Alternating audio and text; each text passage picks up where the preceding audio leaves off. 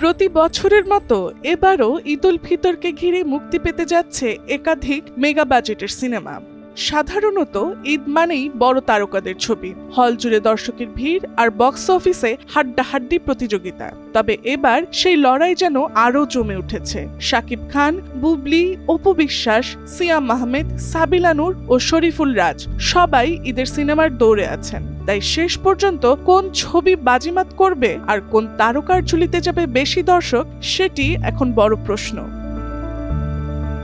এই প্রতিযোগিতার মধ্যেই আলোচনায় উঠে এসেছে সিয়াম আহমেদ অভিনীত সিনেমা রাক্ষস।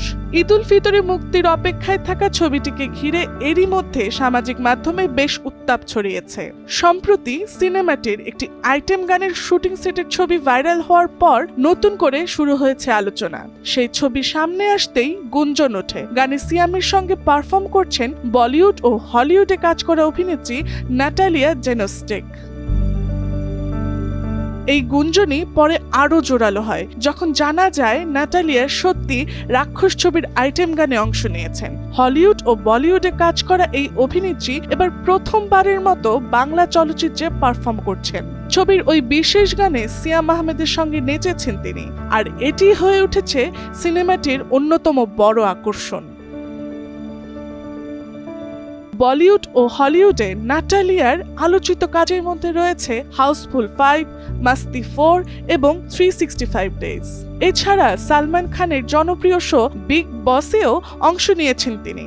জানা গেছে সিয়ামের সঙ্গে এই আলোচিত গানের শুটিং হয়েছে মুম্বাইয়ে, ফলে শুরু থেকেই গানটি নিয়ে দর্শকদের আগ্রহ ছিল বেশ তুঙ্গে।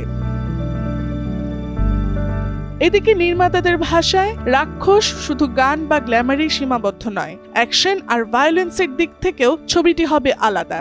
এমনকি দাবি করা হচ্ছে বরবাদ সিনেমার চেয়েও 3 গুণ বেশি ভায়োলেন্স দেখা যাবে এতে। ছবিতে সিয়াম আহমেদের সহশিল্পী হিসেবে অভিনয় করছেন কলকাতার অভিনেত্রী সুস্মিতা চ্যাটার্জি। সব মিলিয়ে ঈদের সিনেমা লড়াইয়ে রাক্ষস নিজেকে আলাদা করে তুলে ধরতে চাইছে, তা বলাই যায়। এখন দেখার বিষয় বলিউড হলিউড চমক, অ্যাকশন আর আলোচনার এই মিশেল শেষ পর্যন্ত দর্শকদের মধ্যে কি রূপ প্রভাব ফেলে।